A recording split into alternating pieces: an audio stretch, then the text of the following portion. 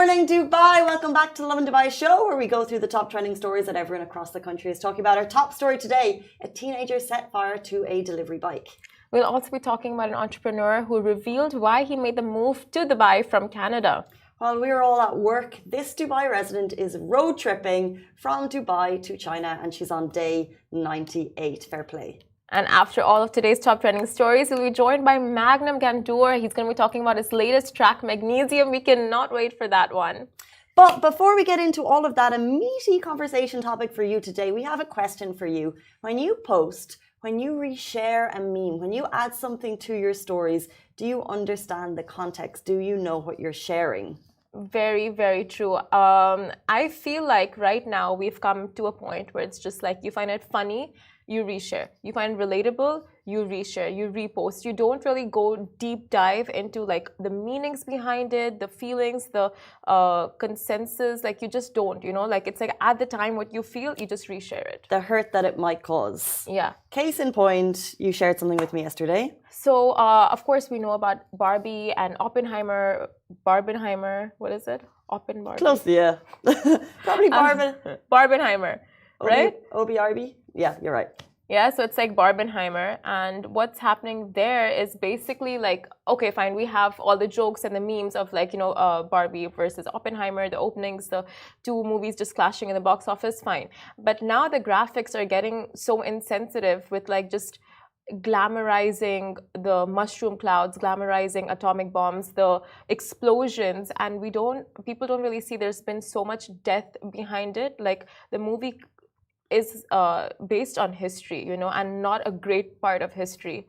And right now, like what the internet is doing is just like mixing the two and making jokes out of the two without seeing the sentiments behind it. True. Look, I haven't seen Oppenheimer. What I'm aware is that they tackled a really sensitive subject over 3.5 hours, Christopher Nolan, in a really conscientious way to deliver the story. When you put the visuals of the atomic bomb famous mushroom cloud on Barbie's head, it makes a mockery of the whole thing. Exactly. And I think though, because we've seen so many iconic Barbie images over the last couple of months and the massive, amazing marketing that put both release on the same day, unintentionally, but it happened. Yeah. People are sharing these photos without really realizing how unattractive it could feel to some people. Exactly, very true. And like people rightfully said on social media, it's glamorizing atomic weapons, and it's doing it in a completely insensitive way that subconsciously desensitizes you to the whole situation and the, you know, just the gravitas of how painful that part of history was. And like you said, like, you know, Oppenheimer was done in a very like they were conscious of how they were creating it and how they were narrating the story. And now to just like mix the two, and it's so insensitive. But the internet, you know, of course, like jokes first, memes first, feelings later. True that. We're having a bit of problems on Instagram. There's no sound coming through, according to the comments, so we're going to get that fixed for you. But try and speak a little bit louder. The topic of the conversation today is, are you sometimes aware of the context that you're sharing? Because I think most people, they want to see both movies, they share the memes without really thinking about it. And then it's like the wider question of sometimes we share things without really understanding the context and the meaning behind them. Exactly. So of course, like, give it a double take. Consider what you're posting, resharing, do your research behind it, even if it's a meme, you know, even if it's something as harmless as a meme, because at the end of the day, it can cause a lot more harm than, you know, just be in it for the lols. So we're going to jump into our top story. Mike, please. Okay, we're just going to fix Instagram because what's the point in starting unless we have like 80 people watching? Thank you guys. Parth is here. Check. He's going to fix the Instagram. We appreciate you. Thank you so much, Parth. Let us know if you can hear us now. You missed an amazing talk topic. Good to go. We are on it, you guys. We are on it. The audio is on mute, maybe. Liz, Saki, we appreciate you. We're fixing it right now. Parth is on his second last day of interning with us, so we're putting him through disaster zone. Yes, they can hear us now. Thank you. Perfect. Thank you. Thank you, they missed the conversation. Guys, you missed the conversation, but you know this show goes live in podcast format later on in the day. Exactly. So make sure to tune in there, and there you can hear exactly what we spoke about, Barbie versus Oppenheimer. A very new conversation there, though. Okay, let's jump into our top stories. Top story across the country today: a teenager who set fire to a delivery bike. So, a teenager has been charged with theft and arson in the Emirates Juvenile Court. The Dubai Public Prosecution announced on Wednesday. This is 17-year-old, along with a friend. They stole a delivery bike, which was parked at a restaurant. So, a delivery driver's bike was stolen. They drove to a different area, and what the teen did was pulled out the bike's petrol tube and set it on fire in a very deliberate act. So the juvenile has been placed under judicial probation, while other person involved in the crime was referred to the misdemeanor court, and parents are urging to keep an eye on their children's activities and make them aware of consequences stemming from irresponsible behavior. This is a very rare story that you see. A teenager has been charged with a crime related to antisocial public activity, and it made me, and we always talk about safety in Dubai, and I know that messaging is very clear, we don't need to rehash it, but in terms of like teenage antisocial behavior, you really don't see it here. 100%, you just don't. And that too, like teenagers, you don't see a lot of like rebelliousness in terms of like against the community, against the society. So this kind of act, of course, like, you know, just takes residents aback, and they're just like, okay, this is new. But like Dubai affirmed, like if you do go on and like go astray and commit crimes like this, there will be very harsh consequences. Exactly. So they're taking a really hard line against this extremely antisocial behavior move. And you know what was interesting? In the announcement by public prosecution, they said what happened. And then in the second slide, they said, parents, we urge you to remind your kids of the consequences of this irresponsible behavior, which is such an important message because, you know, how children grow up, like how you deal with your kids and how you kind of like talk to them about life messages, and is the responsibility on the school to teach them how to act socially, or is it on the parents? And it's like, no, just a very like normal thing. Talk to your kids, let them know consequences if you step over the lines of the law. That will happen. And then especially in Dubai, when they take a really strict line, it's really important to remind them of this messaging. What you said is so true. Like, you know, who is responsible for this behavior at the end of the day? Like, is it the child? Is it the parents? Is it the school? And there's so much pressure on every single group, right? Like for parents, it's like constant pressure of like earning, looking after their kids, homework, school, activities, everything. And then schools have the responsibility of thousands of children and kids, you know, like they have their own things going on. So it's just like so many factors that come into play. But of course, like you have to be so vigilant of your kids and see what they're going through, and see if they need someone to talk to, put them through counseling if you feel there's something, you know, missing, or if there's something wrong. Yeah, I deep dove into some Facebook conversations really specifically on this topic of one parent in particular who was struggling with her child, and you know there was a massive debate on, you know, whether or not it was, you know, time to seek counselling, and at the end of the day the response was, at the beginning, talk to your child and do seek help from a counsellor or therapist, and then also ask them to have that conversation if you're concerned in any way, because I think the pressure is on kids now versus even the difference between what I'm 20 years out of school, but the difference in time is vast, and it's hard for us to really understand the pressures on teenagers right now. We didn't grow up with so much social media. Times have changed for the better or for worse, but to understand the pressures is hard for parents, as you said, when they're so busy. So if there is any cause for concern, do speak to a professional. It's their job. 100%. We've had so many experts on the show who literally, like, their main primary point is kids want to be heard. They basically want to be heard. They want someone to talk to. They want that open space, safe space. So like if you're not able to provide that at home, like just make sure they get it externally. Like Casey said, from a counselor, a guider, anyone, you know, who they can just open up to and feel it safe. True that. Okay, let's jump into our next story. Why this entrepreneur made the move to Dubai from Canada. So if you find yourself wondering why move to Dubai, take it from Brooke hitting.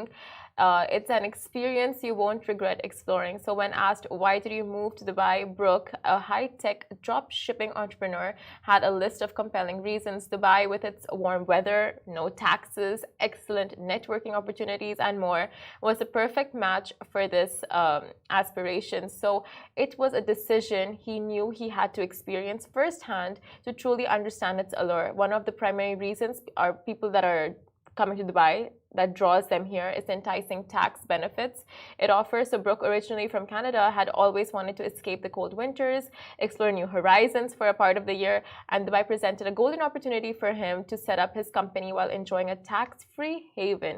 No personal tax, no corporate tax for him, but although we will be giving you the disclaimer on that because it has been introduced starting June 1st of 2023.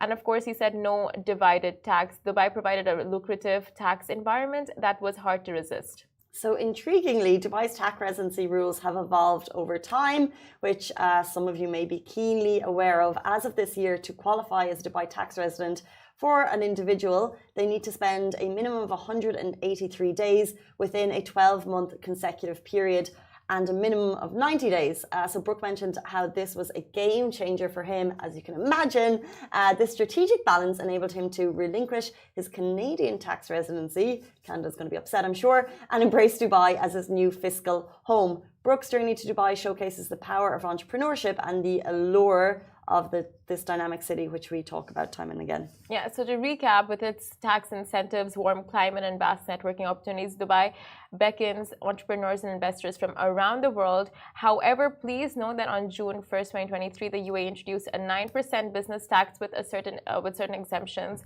for the free zones that fuel its economy. Now, this step was taken by the UAE to enhance non-oil revenue and maintain its position as a regional commercial hub. So there is, of course, like we said, there is corporate tax introduced starting June 1st of this year.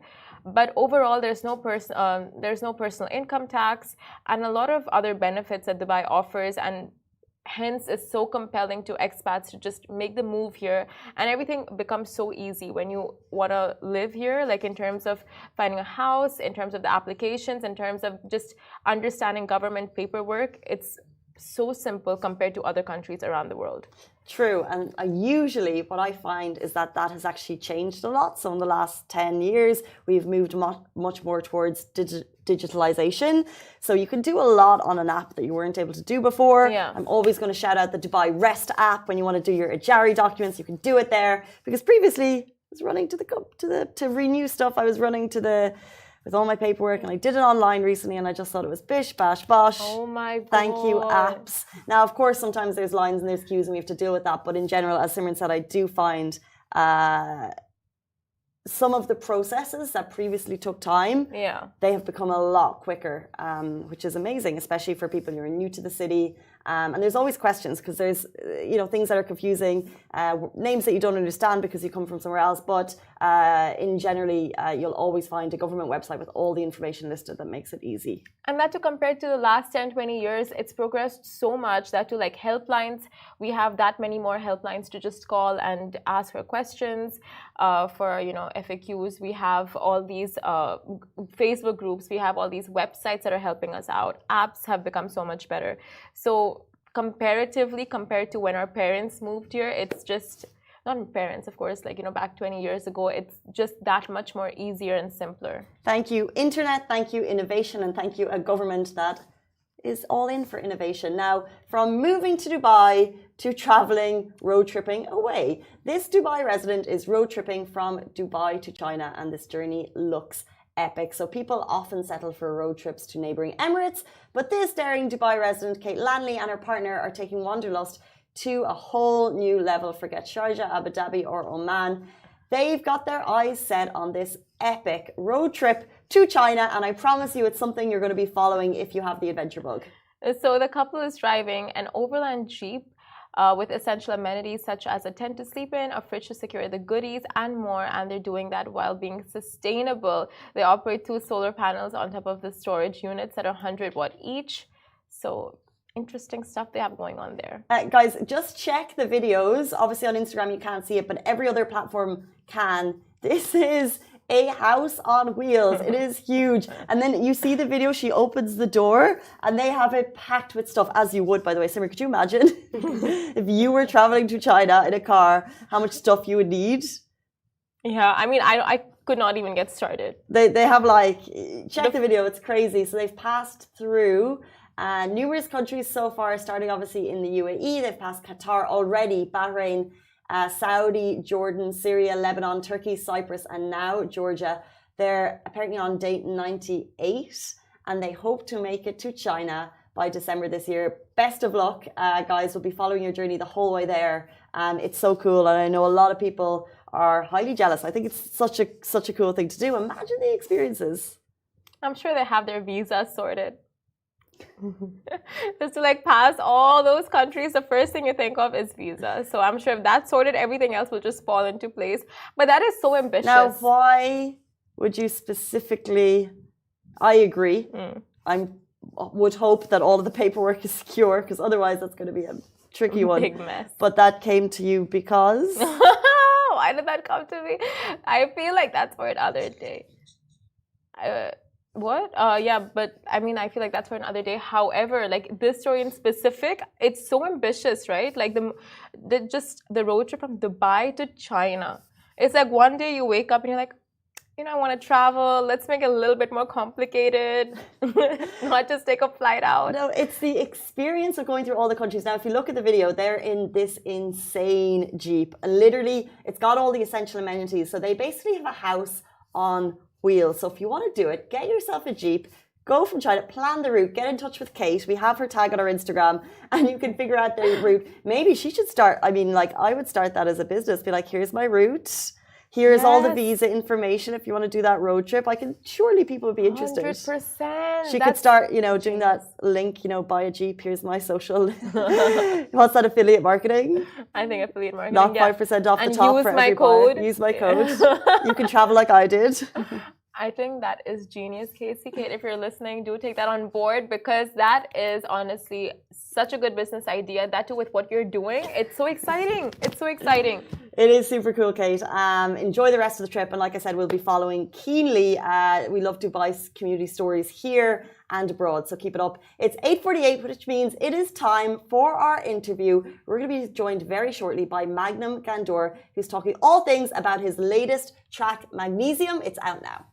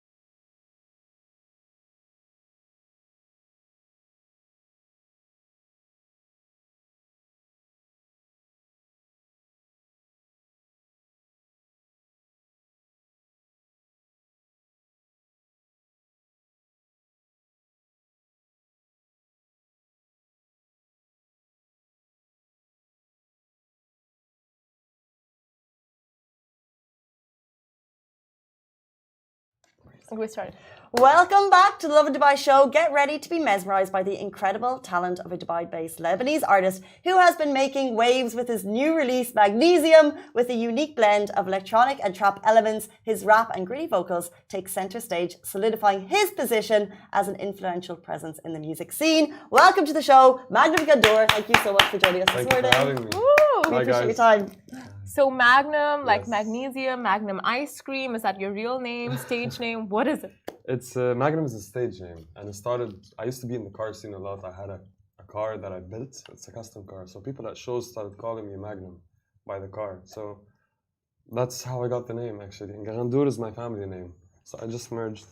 And what's your birth name? Hadi. Hadi Gandour. What do your friends call you? Both. It depends on which friends, but if it's old friends, Hadi. Newer friends is Magnum. Let's go with Magnum. I think it sounds Yeah. cool. Magnum, you mentioned there really casually, you're in the car scene, you did shows. Like, when did shows, how did that kick off for you? How did you get into the music scene? So I always liked cars since I was young. So that just happened naturally, you know, riding when I was younger, bikes and then cars, going to car shows. Then I started doing YouTube, like vlogs, travel vlogs and stuff. And I started adding my music into the vlogs for fun. But yeah, through that, I started meeting people from the industry, music industry. And yeah, like a year ago, I decided to go professional with it. And it's been a year. A year ago, epic. Yeah. Okay, so your new track Magnesium is out. People are loving it, absolutely loving this track. So Thank tell you. us about it and how to just, come into fruition. Okay, so magnesium is a chemical compound. It's an element in the universe. It's one of the it's everywhere almost. And my father is a chemical engineer. So I grew up with he would say chemical names sometimes and stuff, and I'd go with him to the factory and stuff. So I liked the word magnesium sulfate. He used to say this, like I used to hear it. It's stuck in my head. And yeah, I thought that if you watch the video, it's like it gets injected into me. So I have family spirit in me, and it went into the song. So that's basically it, yeah, in a nutshell. For those of us who don't know, what is magnesium? It's a chemical, like an element in the universe. It's a compound. It's like, there's oxygen, there's nitrogen, carbon. Magnesium is one of the things in the universe. How did you get the sound? Like, it is a very chemical sound. Like, how did you incorporate those kind of like, what do you say? Not the tempos, but like the right sounds to make it. Yeah. Like that's the outcome. Yeah. So what really helped is the people I'm working with. So GXR released my music, and the producer, my people, the people I work with, we all sat together. We spoke about it. I mentioned magnesium. So we played with instruments and imagined what it would feel like if you had magnesium as a sound. What would it sound like? It would sound something like a bit scary, not scary, but like has a bit of like warmth to it and like dark a little bit. So yeah. So would you say it's like a fusion of electronic and trap? Definitely trap. Yeah. And it does have a bit of electronic, I'd say, but mostly trap. It's more trap, yeah. Tell us about like the visuals in the music video. It's visually stunning. How do you come up with that concept? And is that kind of like a group round table, or are you like, how does it evolve? Yeah, so to me, what gets me to coming up with the whole image is, for sure I had people helping me out, but initially what I do is I sit alone for a long time at my house, and I have a big board. So I just sit, I listen to it over and over for days, weeks, and I just write down any ideas, any things that come, when I hear it, I get feelings, I get emotions, while recording as well. So I just write down my imagination, word by word, and then I check whatever makes sense and I link them together. And that's how it happens, yeah. Okay, so your tracks, you have Hayabusa, you have Mani Fadi, you have Meet Seha, is Meet it? Seha, yeah. Meet Seha. So how have your tracks reflected your growth as an artist and like your trajectory? What does trajectory mean exactly? Yeah, how like your growth through Yeah. these songs? Like, would you feel like you've grown through each track, or is it like sure. is the sound pretty much the same? No, Similar? for sure. I mean, each one is a different mood in a way, but it tells the same story. It's like a continued story, and yeah, there's definitely an evolution. So yeah. What do you think the music scene is like here? Do you feel like you get support from local artists? And Is it easy to get gigs? And yeah, what's the scene? So, since I'm basically new, I mean, a year is new compared to other people. It's definitely a warm scene. There's a lot of upcoming talents. The people at like the live gigs that I've been doing till now, they show a lot of love, honestly, and that really helps. Yeah, it's a pretty cozy time. It's nice. Is it nervous, or like, do you get nervous that you've been doing this for a year? Do you get nervous going on stage? 100%. Could you imagine? And like, you're putting your heart and soul, something Yeah. you've like sat and you've created something in your room, you put it on boards, and then you have to actually like. When you go to work, guys, only your manager's there to like check it. Like you have to go in front of the stage. Like, what's that like?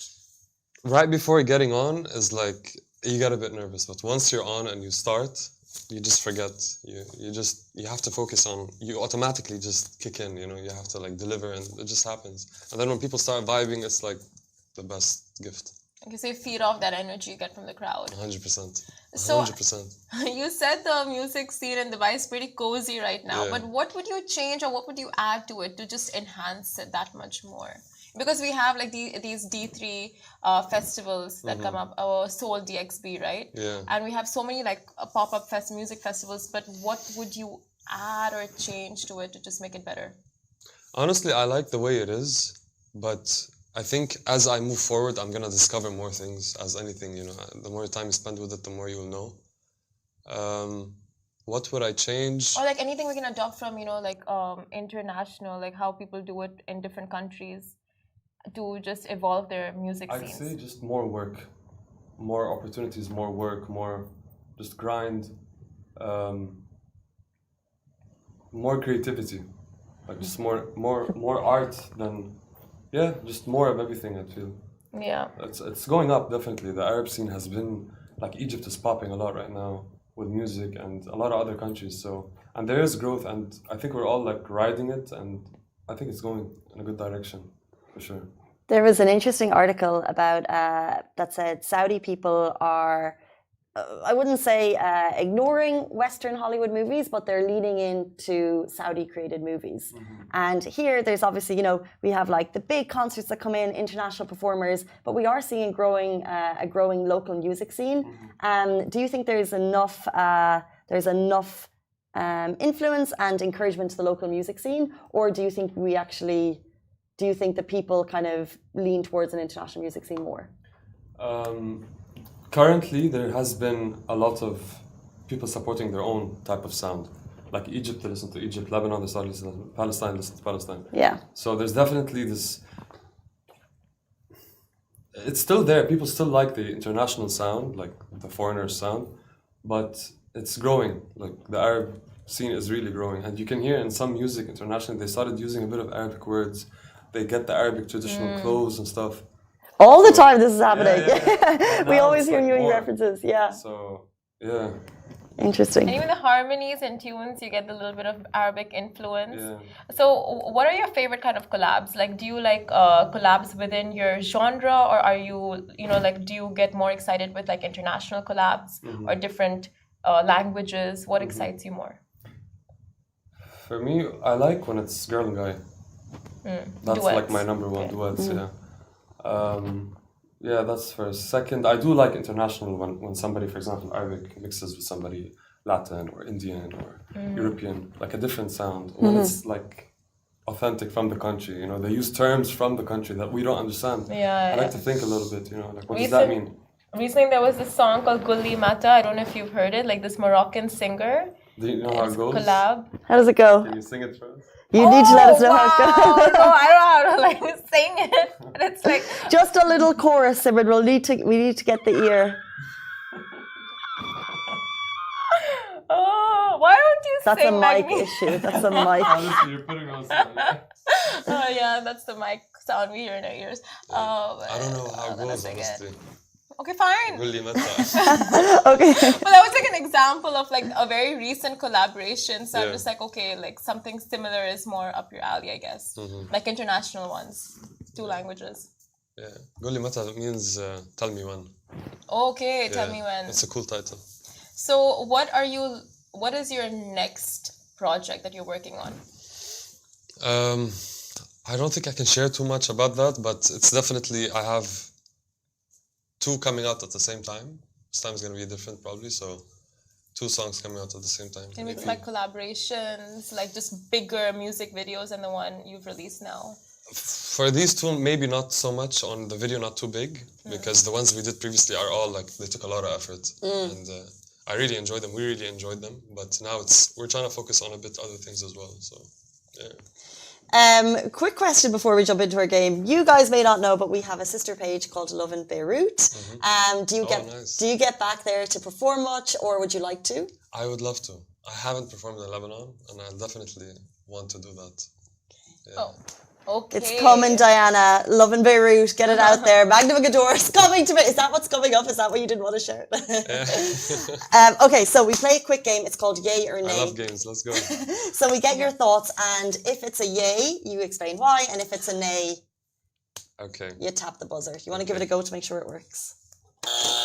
Nice. Perfect. That's going to wake you up in the morning. Okay, yay or nay with Magnum Gador. First of all, paying for blue tick verification on Instagram. Ooh, that's quick. Although I know people that did it, but I wouldn't personally. Everyone's doing it. Yeah. Everyone's verified Are on they? Instagram. Yeah, like every second person I'm following, it's like, you still go to school and you're verified? What? So not for you. I'm not against it, but not for me. Okay, Yeah. so crowd surfing. What is that? You Surfing know, on the crowd. yeah, it's like, you know, when you're at a concert, you're performing and the crowd's going wild and you're like, wow, this crowd is pumped, and you just like go back and they like surf Oh, you jump 100%. Yeah. Yay. Yeah. Yay. I would not But have. I hope they catch me. Yeah, this is the thing. He's visualizing it right Yeah. now. I imagine myself jumping back and falling on the floor. Like, they need to catch. This is the thing. And they make it look so effortless when it's done. I think if Yeah. there's enough people, enough hands, Yeah. enough people have been to the That's gym. cool. All right, concept music videos. Concept music videos. Yay. Yay. Yeah. Yeah. Like Different. Cool stuff. Tell us for you, Mm-hmm. what's the time frame for a music video that you're putting? Say you said this one was, you know, it was quite, you didn't say challenging, but a lot went into it. Yeah. So, for example, the one before it, the second one, which is called 100 Sa'a, which means 100 hours, the idea actually, I had the idea like 8 months ago. But till I built a stage that floats in the ocean, then we took it out. So all of that process took around 6 months to complete completely. Magnesium took around 2 months, 2.5 months. So it's between 2 months to 5 months. Every music video. Do you have someone who conceptualizes these music videos, or is it from your own mind It's that you're my like, own, I yeah. see this vision, and then someone brings it to No, life? it's my own. But also I have close friends that I discuss with. We fine-tune perfect. Yeah. So creative. Like, Yeah. how do people get so creative? It's amazing. Honestly, it's time. Because I have time, I gave up my previous job. So now that I have time, I can fully. If I didn't have time, I wouldn't be able to come up with these ideas. Yeah. It's so good you're productive. If I had time, I'd just sleep. Exactly. That's us. Yeah. Okay, so like, We both sleep. all the time. Okay, so designer bags over, designer brands over local brands. I like both. I honestly like both. I have to choose one. No. Like designer brands are better than local brands. What are your thoughts on that? No, it doesn't have to be. It doesn't have to be. Okay, so what brands, both designer and local, do you mostly lean towards? Designer. I don't buy that much designer, but I like Louis Vuitton. I like the typical stuff, Gucci. Like all of them, honestly, depends on the product. Local brands. You mean UAE based? Yeah, local, yeah. Regional. There's Daily Paper, which is in Amsterdam. That's not. There's Shabab. There's Love Closely. Yeah. Oh, nice. Yeah, Shout out. Yeah. You know Love Closely? I know giving movement. Okay, yeah, that's also cool. That's a nice way of saying no. Okay, early mornings. No. Fair play for being up at this hour. I woke up at 6 today. Really? Yes. I remembered school. Like when I used to go. I don't usually wake up this early. Well, welcome to the morning, gang. We all get up at this hour and we're used to it. We love it. We love it. It's paradise. You should try it out. It'll change your life, really. I can see it in your tone of voice. You enjoy it every day. Love it. Do you drink coffee? Like, do you sip coffee in the morning to wake up? Or 100%. Oh, you do? No, are you kidding? It's natural. I should 2 espressos for the show. We literally wake Get us up going. like, let's do this. I actually like the wordings, I do. Yeah. Okay, we already asked you this before the game round, but like collabs with different genres. It's a yay. It's a yay. It's a yay. So you would mix your sound with a little bit of like opera. Why not? Oh, that would be so cool. Creative, That'd be anything amazing. creative. Yeah, it's you never know what might pop up. So the more experimentation, the cooler, the more exciting. And also, like right now, are you in the place where you'll just say yes to every opportunity coming your way, or would you like be more of like vetting and see like, okay, this is for me, this is not for me, and be more picky? Mostly yes, if it doesn't cause any, bad or negativity. If it's all like good stuff and positive and good outcome, then yeah. Well, a year in the game, and we were really looking forward to seeing what's to come for you. How can people find your tunes? How can they get in touch with you if they have questions? Can they get in touch with you if they have questions? For sure. My Instagram is always open. It's MG_official with a double I. Yes, double I. Yeah, double I. Magnum Ghandour. And yeah, my music is on Spotify and Rami, YouTube, all platforms. And you could find me on Instagram. Super cool. And Magnesium is out now. Yes. Guys, it's 9:10, which means that is all we have time for this morning. A massive thank you for getting up and joining us this morning. Thank you so much for having me. We appreciate it a lot. Yeah. Guys, it's 9:10. Thank you so much. We'll see you tomorrow morning. Same time, same place. Goodbye from me. Goodbye from me. Bye-bye.